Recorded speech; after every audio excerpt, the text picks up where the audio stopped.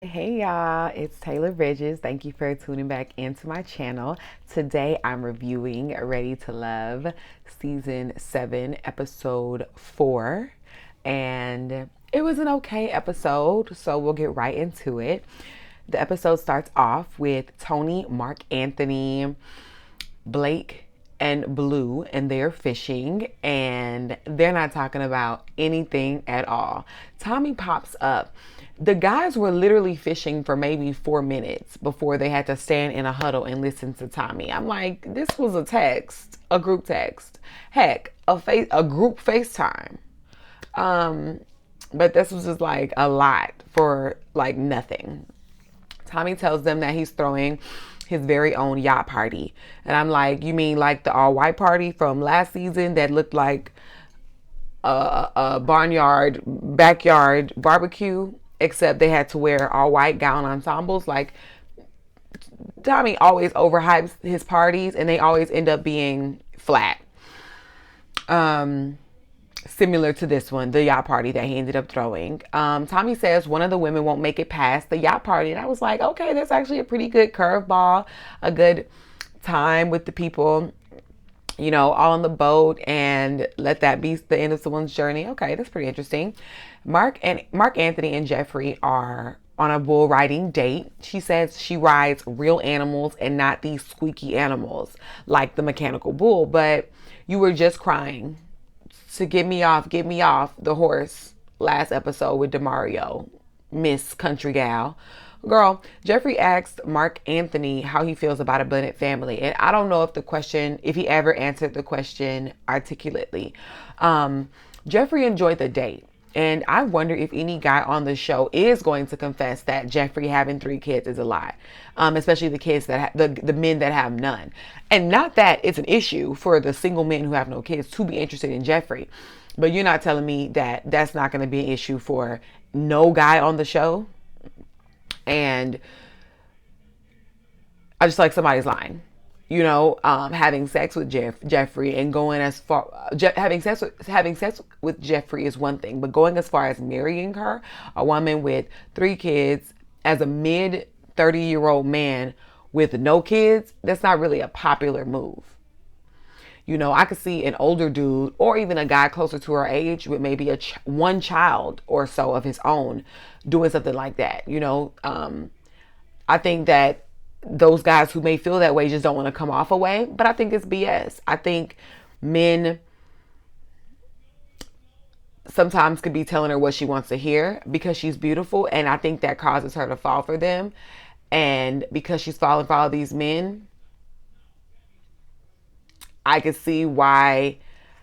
I mean, her BS meter has definitely grown, and it's clearly through experience. Heck, she has 3 kids. Um, But I just haven't really seen her talk about anything. So there's that. He did say he was going to have to take it slow with her because of the whole kids thing. But, I mean, they seem to be feeling each other. So, Blue is on a date with Marcia. Marcia's wig looks much better this episode. Her cleavage is cleaving. But my thing is, she wore this last thing. She wore something like that on the last date she had with Fabrice. And she knew she was going to meet with him, with Fabrice. But she had a problem with him commenting on it. And like, okay, so if you have boobs of a certain size, whether you wear a shirt with cleavage or like if you wear like a shirt like the one I'm wearing where it's like fully covered, you still see how voluptuous your chest is. You know what I mean? So you can get the point across without that. That's why when Cynthia first was introduced, I was like, she got this green dress, banging dress, great for her body, but like all these unnecessary cutouts. She could have had maybe one cutout or no cutouts, simple plain dress, and still look just as sexy and not cheapen yourself. That's just my opinion. You wear your breasts out all the time, like a lot, like out, like they're out.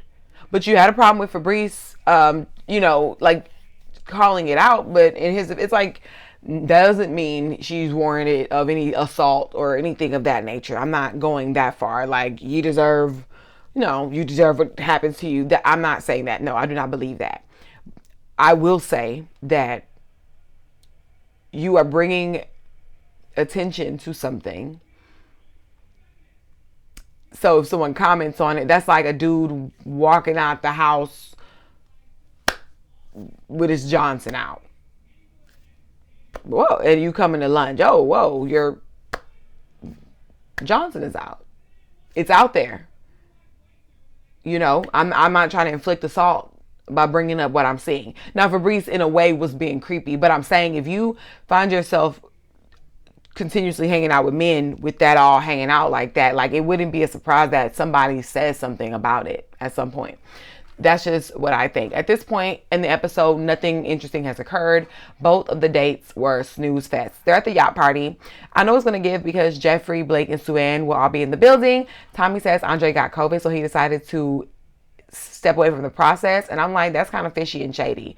I don't know. Unless he has like a medical condition that we just don't know about. But like COVID, like people have gotten COVID. Last season, what's her name? Looney got COVID. She was out for like an episode and came back right back in the process. So I'm like, just to kind of drop out, maybe there's something deeper going on. But if it's no like deeper medical condition, I'm more on the side that it's something shady going on. Like maybe you have a girlfriend or a fiance. Anthony and Cynthia are talking, and it feels like Anthony has been gone forever. He wasn't on the last episode at all. So it's easy to forget about him. I'm glad they showed him more times, like several times this episode, finally. Like we even got to see him talk at the men's lounge, but I mean, I doubt he's getting to the end because we just haven't seen much from him. I forgot he was on the show. Like seriously. Blue rarely talks on the show, and I still remembered he was on. Anthony and Cynthia both have kids, and with Cynthia being so passionate about needing support and being such a devoted mother, I think Anthony might have been a great match for her. Now that she's not focusing on Andre, I think Anthony could be a great match. He seems to take in what she offers. He handled their conversation very well. He was pretty attentive, handsome dude. Seems like a pretty devoted dad. Like he has a daughter that he's taken care of. So I think they can form a connection there. Blake pulls Sue-Ann aside and he has a gift for her as a sign of appreciation for her being in his corner. Blake, did you tell Jeffree that you chose her or not? Because I don't want a sympathy gift because you know that it's about to come to light that you were playing in my face. Because if that's the case, you can save it. Did you go to Jeffree and say that you chose her and that you just playing with me? Did you or did you not? Like, I don't need no gift for being in your corner. We can't be, that's like bare minimum acceptance. When you put your life on the line for a dude to do something extreme and toxic, it's thank you for holding me down. No, because I drove the getaway car from you robbing the bank. No. Save that. Morgan says Tony isn't giving her the attention she requires, and Tony strikes me as one of those guys that can't text back in a timely manner, doesn't have a good convo via text or on the phone. I don't really have conversations via text, but on the phone, he gives all these mixed signals when y'all are away from each other, but as soon as y'all get in front of each other, you're reminded why you like him in the first place. And I say run from those kind of people. It's way too inconsistent. And it just shows you pretty much what you're signing up for in a relationship. Personally, to me, that sort of behavior would make me feel disconnected from someone. I like to know what to expect from you. Like me and my boyfriend live together. He works a lot from home. I work every day in office. We don't really talk much during the day. I mean, if I have something to say, I'll call him real quick, say it, or I might shoot him a text super quick. I'm not shooting him a text, and I know he's going to respond to me. Or I can call him midday, and if he doesn't answer, he's probably on a recording or whatever he's doing, whatever. But he's going to call me back. I don't have to worry about the communication there. I don't see how someone can feel connected to somebody and they don't know what to expect from them, and they like the bare minimum in regards to communication. I don't want to not be assured of your intentions and feelings for me due to your lack of attention. And I'm not about to keep voicing it either. when I text you, I like a text back in a timely manner. I'm thinking like 2 hours, unless it's like an extreme circumstance. You're supposed to be going on this 8-hour hike and there's no signal in the woods. Got it. We already communicated about that. Done. But like on a regular day, and we're just communicating, you're supposed to be at work and we're all maneuvering. Like I can see you shooting a text, hey, I'm a little busy right now. When is somebody just like you're really interested in? Like that sort of assurance, in my opinion, it comes naturally. I just feel like if you're interested in somebody really and really, really want to build something with them, it's nothing. Like I'm extremely busy at work from the moment I get there to the moment I leave. I go non-stop. I have time to take a step. Even if I haven't seen, I'm like, oh, because I keep my phone volume off and my notifications don't pop up on my front screen. So sometimes I'll be like, oh crap, it's been like an hour and boo text me. But it's no, I see it, text back real quick, done. It's nothing. And I'm not buying the excuse unless you are at the type of job, I don't know, like a surgeon or somebody doing construction that's hanging off the side of a building. I mean, whatever. Even if you're busy, if you work you could be a teacher, whatever job you're working, you could be busy. I understand that, but you could still communicate effectively and efficiently and consistently with somebody, even with like, I think the way, like, let's say you took 4 hours to communicate back, just your tone could show that sense of like apology in a way, like, oh my gosh, I'm sorry I haven't gotten back to you. Work has been crazy, yada yada yada. But then come back still just as engaged in the conversation, still bringing life and interest and whatnot to the conversation. And it's like, okay, it was worth it. Perhaps he really or she really was busy, yada yada. But now I'm back excited. Now we're back talking.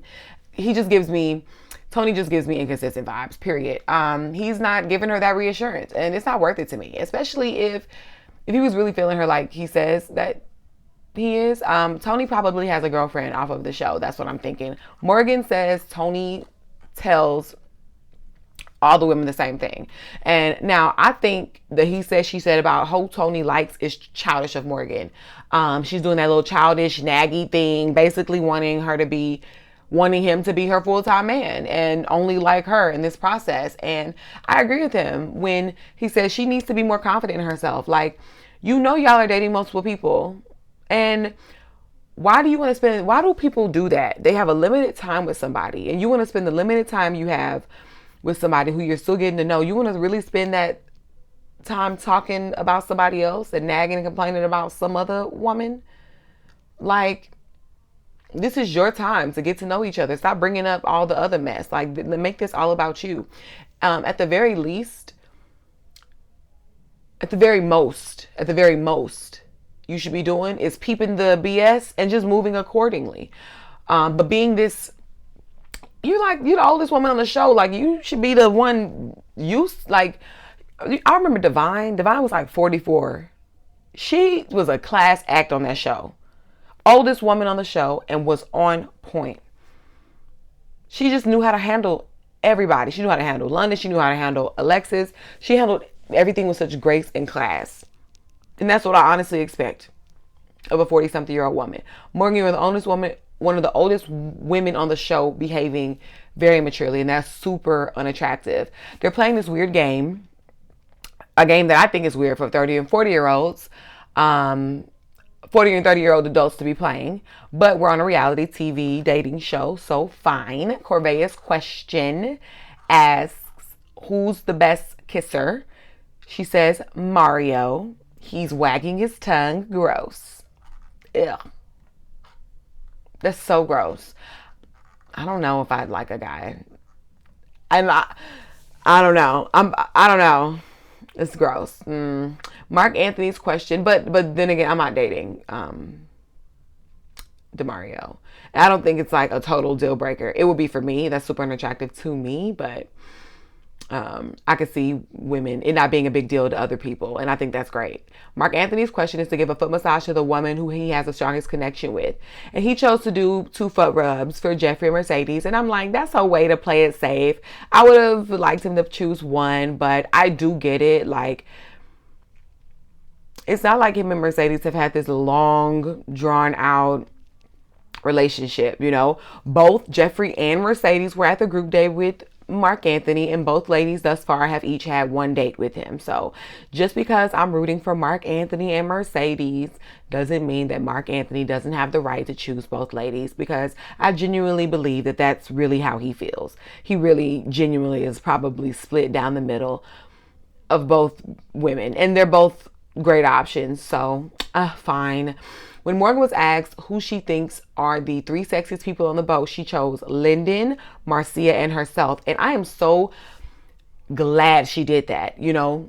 I thought it sent the message to Tony well enough to light a fire under him, because he has been skating by so far, right? He's just been feeding all this low tone, slow talking, holding hand, looking in their eyes. Tony don't be saying anything. Tony has been skating by, doing nothing. Has Tony even... He went on a date with Marcia. Is that the only one-on-one date he's had? Like, Tony ain't been doing nothing. I don't usually condone grown people playing reindeer games in the dating game, but Morgan was going out bad.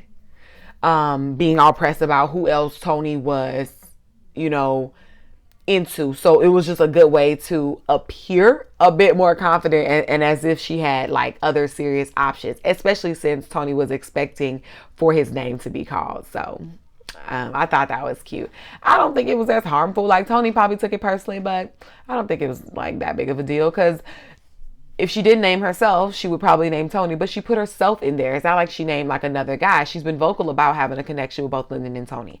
So that wasn't unexpected. And she threw in her homegirl, which is also a very safe move. So I think she did. I think she answered the question in a nice, coy way. I thought it helped her kind of redeem her appearance, how she appeared, as far as confidence goes. Jeffree has to kiss her strongest connection. She chooses Marc Anthony. You cannot get me to make out on the spot in front of a group of people. Like, you just cannot. But I get it. I just like, at a certain age, like, that kind of stuff, just nasty. Blake is fuming on the inside. I can tell. Demario didn't like it either. And he says it was unattractive and showed a lack of self-control. And I agree with him a little bit. I don't know necessarily about self-control. I haven't thought that hard about it necessarily, but I will say I can say it'd be unattractive to me if I'm in a group setting. Even I don't care if we are dating multiple people. Like, I just think I'd be like, because I know if it were me, I'd be like, nah, I'm good. Or I'd go kiss him on the cheek. I'd do a kiss on the cheek. But actually, I'm lying. I still don't see myself playing that kind of truth or dare game in my, like, this age, and I'm still in my 20s. Like, I don't see myself doing that at all. But if it were like my crush, I wouldn't want him walking, if I were playing this game, this horrible game, I wouldn't want my crush walking up to me and I want to just kiss on the cheek. Like, I don't want, or if you are going to kiss another girl, like, I wouldn't just want to see my crush tonguing down a woman in front of, like, and y'all are in just like a group of people. Now, what y'all do in y'all's private time, that's on y'all. But I don't know. I think it is unattractive too. I just believe that some things, like I said, are better left in private. I think Demario didn't like it, though, because she didn't choose him. That's the difference between me and Demario. I think his behind didn't like it because she didn't choose him. And he did not come back from those feelings. Demario and Corvea's connection is growing. I'm liking Corvea so far. She's expressed coming from a low-income lifestyle with just these parents that works really hard, and that makes her who she is today. And I'm thinking I'm reading her energy pretty accurately. I think she's a genuine chick, with a good head on her shoulders. And I'm liking her Mario's vibe for sure so far. It has to be the accent on London, because otherwise I don't see it. He looks super disheveled, like he's always like amid a recovery from a hangover. Like, he's just a tacky dude to me. Like, that's just that. Blake goes over to speak with Jeffree. I sat up straight for this. Right when it came up, I was like, this is what we came for. She is already in a mood with him, but he says he's heard some things, but he won't say what was said. So I'm guessing he must be the liar in the situation. I'm guessing he must be the liar in the situation, because Jeffree already knows where he's hitting at, technically, because she knows what was said. But you came up to her to talk and you're wasting time going in circles. How can she provide any clarity on anything if you haven't expressed why the F we are sitting here? You're coming off as a manipulator and a gaslighter. You're wasting time. I'm glad she asked, why are you talking to me right now? Like, here was your moment to be like, did you tell Suanne I already chose you? And Jeffree can say, yes. And then you say, well, that's odd because I don't recall ever saying that to you. And then Jeffree says, really? Because like that's how that would go. But we can't even get there. So yeah, Blake, you said it. Suanne should run. Jeffree clocked him as a narcissist, and she was absolutely correct. Jonique is very beautiful. I think she's a really good girl with the right intentions on this show, technically. I do think her clothes are just cheapening her look, in my opinion. You know, she has like the bling chain and the watch, and her hair is always laid, and her face card is always on point, but her wardrobe is just giving like cheap boutique. I think it just looks cheap. Jeffree goes over by Suanne and Demario, and she's talking about her conversation with Blake. And she clocks it as he's being, he's upset and uncomfortable that he was caught. Suanne is sticking beside Blake no matter what. I do get it though, a little, because two people are saying different things. And you don't really know either one of them, technically. And she's doing the whole Blake is innocent until proven guilty thing. I don't think that's terribly negative, in my opinion. I don't think it's terribly negative. I think I can understand how she is choosing to go about it that way. But it's alarming that she can't see Blake. But Blake is hiding that side from her. Honestly, I'm not completely mad at Suanne sticking by Blake, because Jeffree is a little pressed about it. Like, even if Blake did say those things, you don't want him anymore. So let Suanne believe whatever she wants about him. At this point, like, Blake is her problem now. If a dude told me,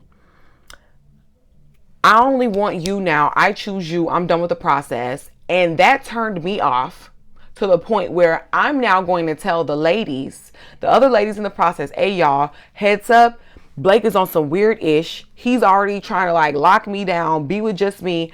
I don't know, but not for me. He's too controlling. Red flag, red flag. I don't want to do, but just a heads up on old boy. Done.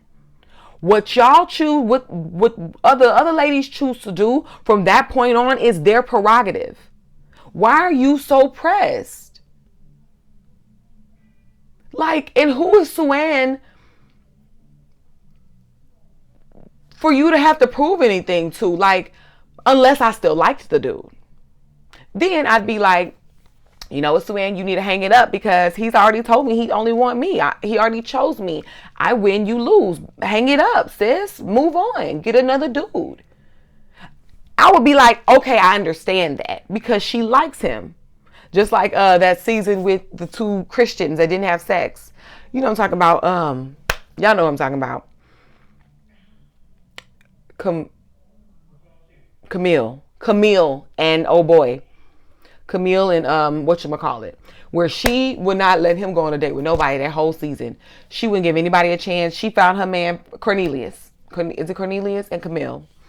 Like, you can understand she was psycho because she really just liked him and only him. Like, it don't make it right. Like, it's toxic too, but like, I understand that better than you getting so pressed about this dude that you are now considering your leftovers because he wants you, only you, and you don't feel the same. So why care what old boy is doing, you know? I think it was kind of immature for her to discuss it with those specific two people anyways. Like, you know, Suanne likes him. So like, what are you trying to do? You already told Sister News, okay. You talked about it. Well, Blake talked with you. He didn't say what it was said. So there's that. But I don't see why you talk to Suanne about it. And then you like supposedly like Demario, but you're getting buck on a yacht over a dude you say turns you off. Like, that's weird. And I think it's ghetto. And don't make it like you've been constantly questions about Blake. We didn't even know y'all had I didn't even know they had a connection in the first place.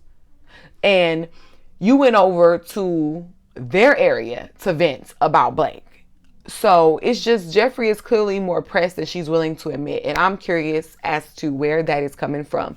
The guys are about to deliberate over which woman to eliminate. My initial guesses for bottom two were Morgan and Marcia. Because Morgan, Tony and Lyndon. But then I don't know why I assumed like her and Tony were kind of done. Tony's not, I don't think he's going to show up for her. So I don't see them lasting at all. And then, Marcia's the homegirl. Like, that's just that.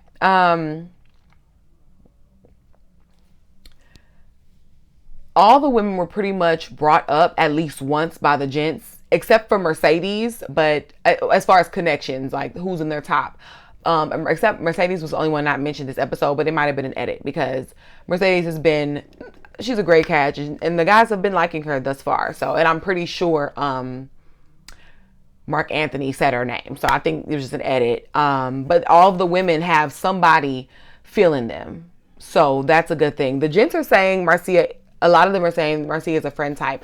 Blank and Anthony vote Jeffree in their bottom. Understandable, right? Anthony, I don't know. He just not feeling her. They're not vibing. Cool. Demario's already upset about the whole kiss thing. And then would you come and vent to me about another dude you had a connection with? Like, I can see that, right? But I'm sorry. I take that back.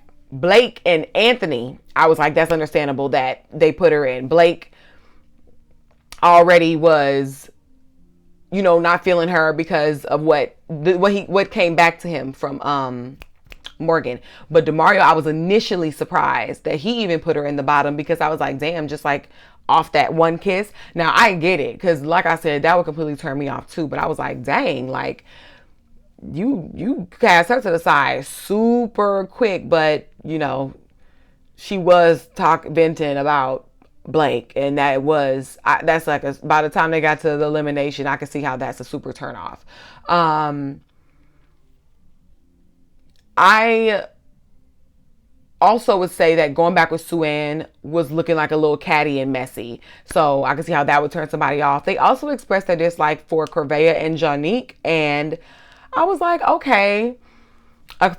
Maybe a guy or two said it about Jonique and Corvea. I can see that. Corvea is a particular kind of woman, and it's easy for her to, like, I think she's going to catch most of the gentleman's eye off rip physically. But she's a particular kind of woman, and I think her style can be a little intimidating or even maybe unattractive to some men. It's, this day and age, like, it's hit or miss with the provider spoiling kind of conversation nowadays. It just really depends on who you ask, and these guys just are not really seeming to feel that much. And it's Miami, so it's probably a lot of those types around. And then Jonique, I think she's eligible and has great intentions for the process, like I mentioned earlier, but I do think she might be a little immature, but that's just my opinion. So I wasn't surprised. Mario and Mark Anthony are fussing over this little lifeline thing. And I'm like, is it really that serious for the raised octaves? Like, who cares if your crush gets voted off? You literally have their number. You can keep dating. Like, I don't see why it's that big of a deal. Personally, I don't see either gent being wrong or right necessarily. However, Demario is fighting to save his crush, but you want to use their one lifeline to fight for your crush, but your feelings are liable to change like that the minute they do something that you don't like. Mind you, you're cutting them off for something that you don't like, that y'all never even like discussed. Like, y'all are dating in this process. You and Jeffree didn't have, I don't know. I'm going to ask, did you and Jeffree have a conversation about boundaries and not kissing other people? And did y'all have that conversation? So if you're ready to just go on a whim Like, I could see her doing that, and they're gonna address it next episode. So we'll see how he feels about her from that point. But like, if you really just, I could see you doing something like that, and then like, if a guy did that and I was unattracted, and then I have a conversation with him, and I'm like, I'm not feeling it, boom, boom, boom. Depending on his response, there might be room for us to reconcile and move forward. But like, you want to use the one lifeline of the whole group when you have already shown you the kind of dude that is very emotional in a process specifically tailored around multiple people dating each other. So, and then you moved on super swiftly to Marcia, who is clearly not here to be serious. The ladies in the bottom are Marcia, Jeffrey, and Corvea. 3 women. I immediately think Marcia is going home. So the only critique that stood out to me was when Tony said that men thought Corvea spoke before she thought, and that she should turn it down a bit. I don't know about that turn it down a bit. I haven't seen Corvea turn up that much. I think she's pretty cool. But maybe they're seeing another side that we're not like getting through as far as editing. But that really shocks me. I don't know. You need to turn it down. Turn what? I don't know. That stood out to me, and I was like, especially since we haven't seen that yet. So, I'm gonna need you to speak to me a little more kinder. Like, I didn't like that. So we have to wait until next episode to see who goes home. I think it's gonna be Marcia. I don't see Corvea going home just yet, but not many guys have connections with her. And Jeffrey, I think she's still, well, of course, Jeffrey's not going home, right? She was just on she's on next episode. Wait, is it Jeffrey? Yeah, Jeffrey's not going home. We just see her talking to Demario next episode. So yeah, it's definitely Marcia. I think it's Marcia. That's my guess. So we'll talk about it next episode. I'm excited. See y'all next week. If you would be so kind, please like, comment, and subscribe to my channel. I'm so appreciative for your time and attention, and I'll see you later.